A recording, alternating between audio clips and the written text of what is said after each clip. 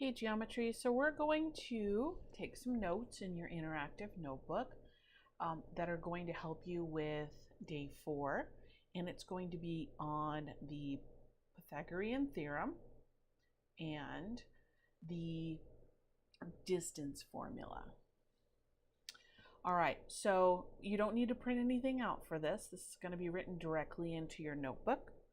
And we should be on the next 2 pages, which I believe are pages 12 and 13. So here's an example of a notebook page.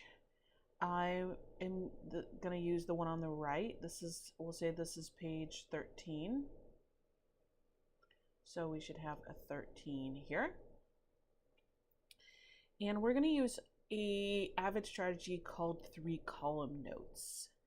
It's basically exactly what it sounds like. It's 3 columns. So I want you to get a ruler or a straight edge or just draw really neatly, and we're going to split this paper up. And we're going to have a section at the top where we're going to have title, date, and an essential question. And then we're going to have 3 columns. So let me go ahead and show you how we're going to set that up. So we're going to have a section at the top. You don't need to make it super big. Something about there. And then we're just going to split this up into thirds. Best of our ability.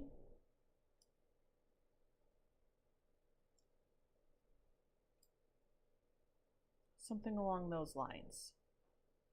And then at the bottom, we'll have a place to summarize. So something like that. So overall, like this. I'm going to extend this a little bit longer. All right, pause the video if you need to make that. All right, so on the top section, we are going to put some information about what this is, what the topic of this is. And if you want, you can put that this goes with day 4. And this is the Pythagorean Theorem and the distance formula.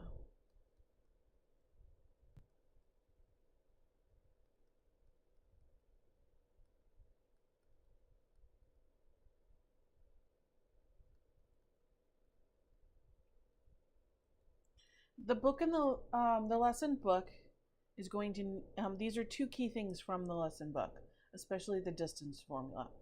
The other things you're going to need to understand are the different types of triangles, like isosceles triangle, scalene triangle that we talked about previously. All right. So when we do notes, we want to have an essential question. And that is essentially what our goal is. So our essential question for this lesson is going to be, how do I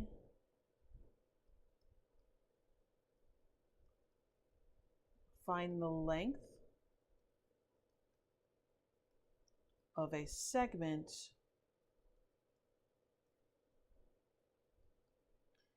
in a coordinate plane?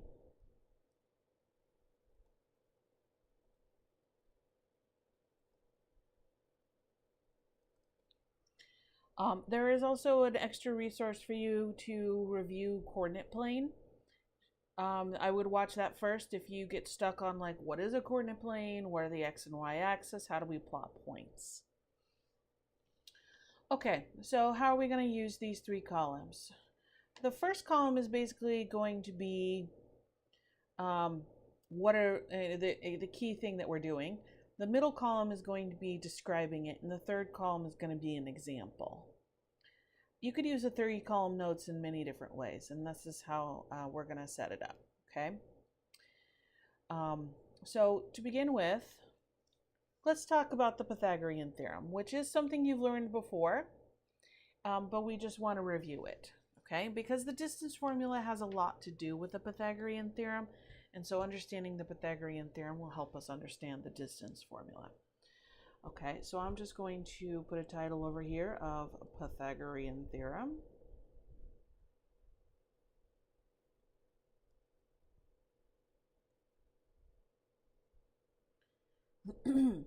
So the Pythagorean theorem is used to find the missing side of a right triangle. Okay, so I'm going to, in the middle column, I'm going to draw a right triangle. Put the little box for the right angle, and the three sides you have with a right Pythagorean theorem. You need to know which ones are the legs and which is the hypotenuse. The legs make up the right angle. They come together to make the right angle. The hypotenuse is the third side. It is opposite of the right angle. See, it doesn't touch the right angle. It kind of is on the other side of the triangle. Now, you may know the Pythagorean theorem as a squared plus b squared is equal to c squared. But I like to say specifically leg squared plus leg squared equals hypotenuse squared. And hypotenuse is a long word, so I just do HYP. Okay, so if you know it as a squared plus b squared equals c squared, just remember that a and b are the legs, the length of the legs, and c is the hypotenuse. Okay, so I'll put that on there too. And I'm going to add over here where it says Pythagorean theorem. I'm going to say it's used to find the length of a side of a right triangle given the other two sides. The lengths of the other two sides. You must have two sides in order to find the third side. So let's look at some examples.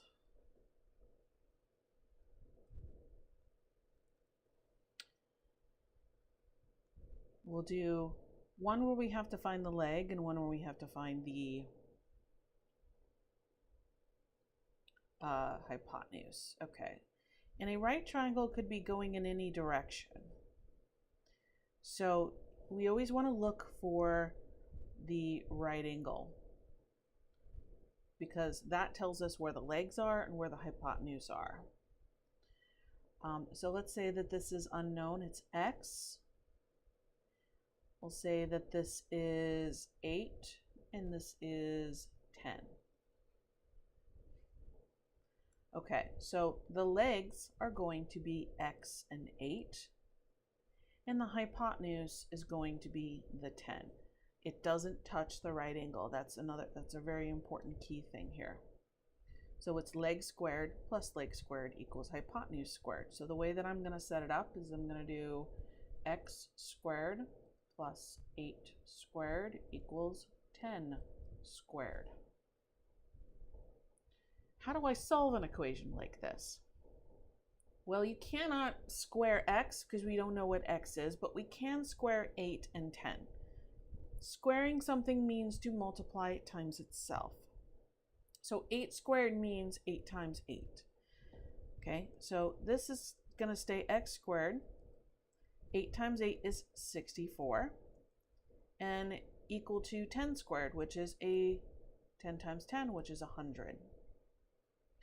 So when we're solving this equation, what we're going to do now is we're going to isolate the x squared. We're going to get it alone. And just like with a linear equation, you need to move things to the other side. So I have this 64. I'm going to subtract 64 from both sides. And I'm left with x squared is equal to, that 64's cancel. 100 take away 64 is 36. I'm then going to take the square root of both sides. And the reason I'm doing this is because it's squared. When you undo a square, you got a square root. They're opposites of each other. The square root of 36 is actually a nice number. Think about what squared gives you 36. So what times itself gives you 36, and that is 6. So the length of this side is 6.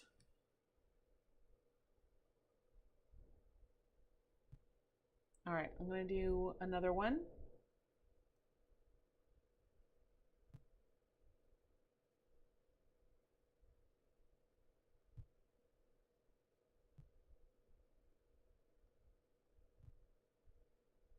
This time, my x is the hypotenuse. It's the one that does not touch the right angle. So I'm looking for the hypotenuse this time. The legs are given as 5 and 10. All right, so leg squared plus leg squared equals hypotenuse squared is going to be 5 squared plus 10 squared equals x squared. In this case, you can see that the x squared is all alone, so it's going to actually be a little easier. I'm going to start by squaring the numbers. 5 squared is 5 times 5, or 25. 10 squared, we did that one already, is 100. And x squared, well, we can't do anything with that because it's unknown. In this case, I can add these two up.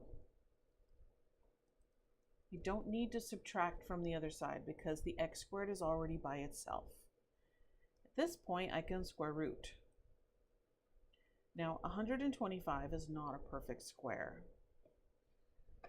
You can try estimating it, or you can do some simplification if you know how to remember how to do simplifying square roots. But for now, let's just go ahead and use a calculator. And we want to use the square root button. Okay, and you're getting about 11.2. We'll just round it to 2 decimal places.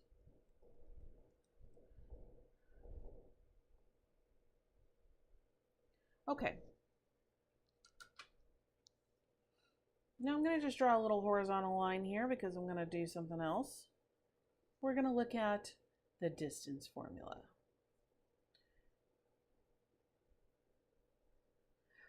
So that's our next topic.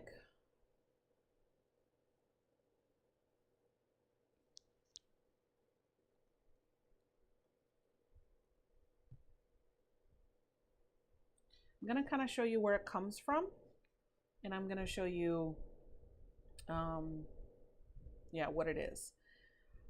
So it has to do with finding the distance between 2 points in the coordinate plane. Okay, so I'm going to write used to find the distance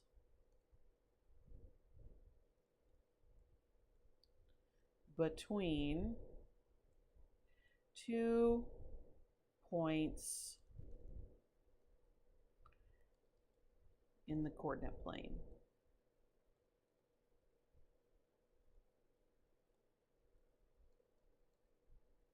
Which could mean a segment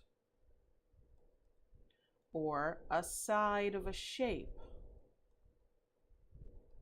And then you're using the endpoints of that segment or the side to in the formula.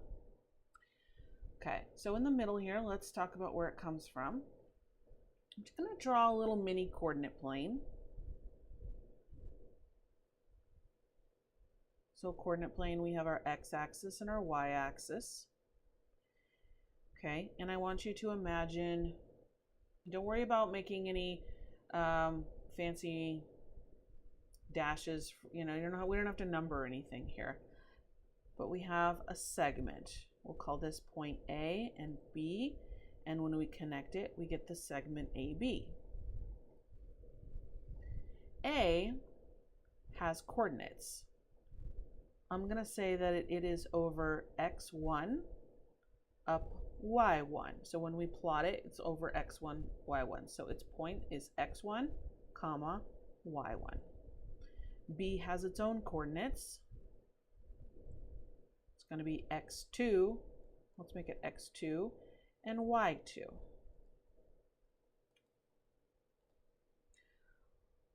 So the Pythagorean theorem has to do with right triangles, but what you can't see in this picture is there is a right triangle. If I were to draw the horizontal distance that goes between AB and the vertical distance, I get a right triangle, where this is basically the hypotenuse of that right triangle, and those two things I just drew are the legs.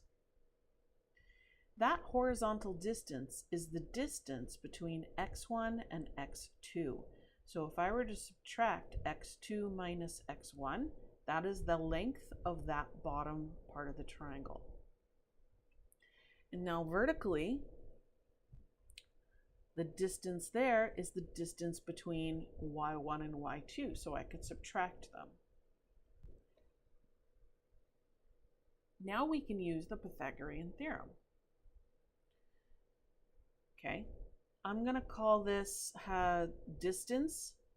I'm going to call it d for the hypotenuse here. So we'll say distance squared equals, and then I'm going to use parentheses here because these things are subtraction. I'm going to square them and add them, right? Leg squared plus leg squared equals hypotenuse squared. So my hypotenuse squared was d squared. My legs squared are going to be x2 minus x1 and y2 minus y1. And then I'm going to do one more thing here. I am going to get rid of this square by square rooting both sides. And that is going to give me the distance formula. x2 minus x1 squared plus y2 minus y1 squared. Okay, it looks kind of scary. Show you a few things. x2 and x1, you're subtracting the x coordinates of the 2 points. So there's 2 points, one on each end. And here, so just to remind you where the x2 and the x1 come from, x1 came from here, x2 came from here, the end points of that segment. And then y2 and y1 are the y coordinates. So one thing that you can do is if you can draw the right triangle and then use the Pythagorean theorem. The other thing you can do is use this formula. So let's do some examples of using this formula over here.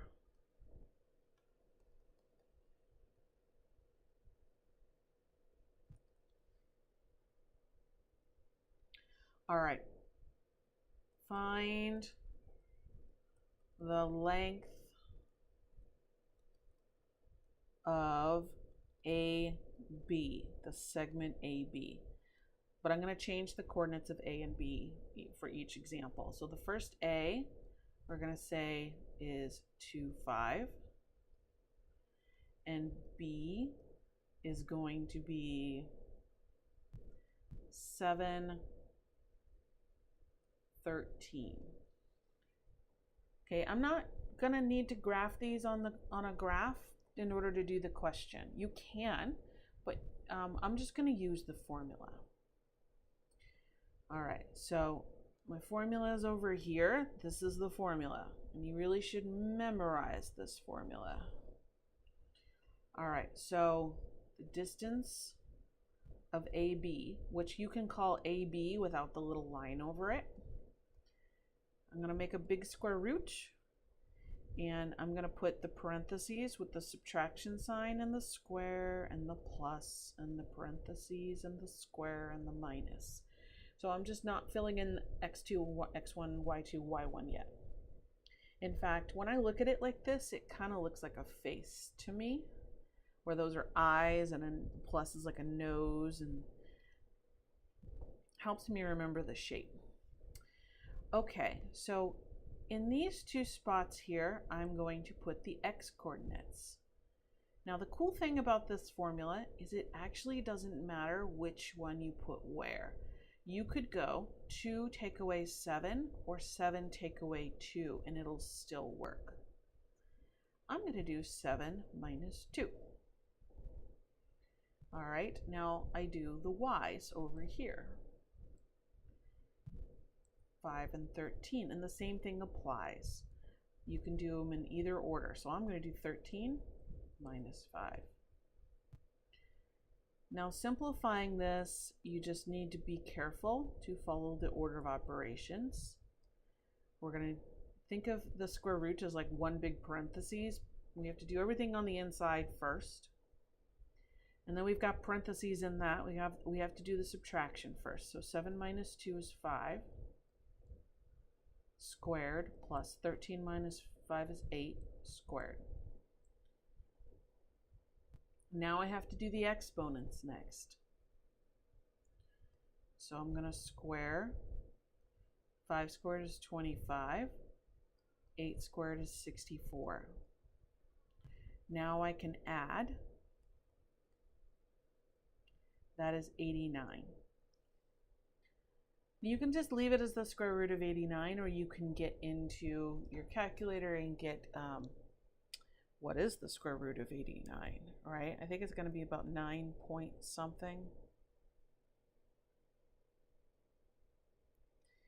Square root of 89.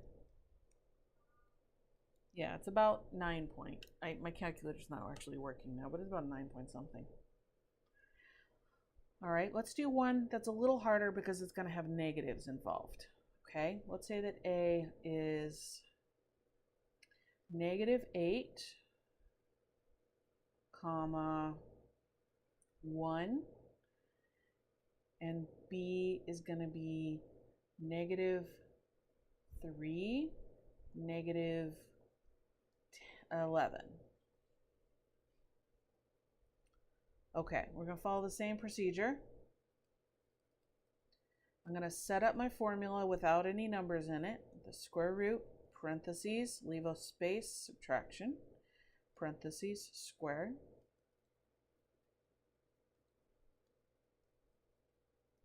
All right, now I'm going to put my x's in, are negative 8 and negative 3. They're both negative. I'm just going to put them in either order. I'm going to go negative 8 minus negative 3. Be careful here when you're substituting a negative number. It's very easy to think, oh, I already have a negative from the subtraction, but you have to have both negatives.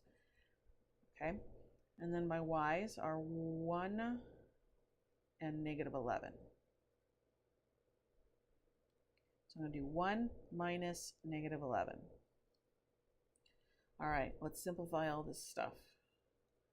Negative 8 minus negative 3. When we have subtracting negatives, we need to remember that that's going to turn into a plus. So that's actually negative 8 plus 3. And over here I have 1 minus negative 11. That's going to turn into 1 plus 11. I'm just going to write that. That's 12. Okay.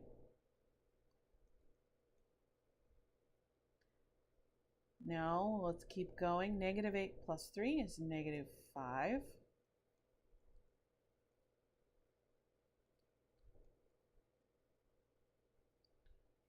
All right. That gives me, now I'm going to square them. Negative 5 squared. When we square a negative, first of all, you need parentheses around it. That's the correct notation. And when we square a negative, it becomes positive, because you're multiplying a negative times itself. So negative 5 squared is 25. 12 squared is 144. And then you can add them. That's 169. And if you take the square root of that, actually this one's kind of interesting. It's going to be a perfect, I believe that's 14 squared or 13. It's 13. Lucky number 13. All right, those are your notes.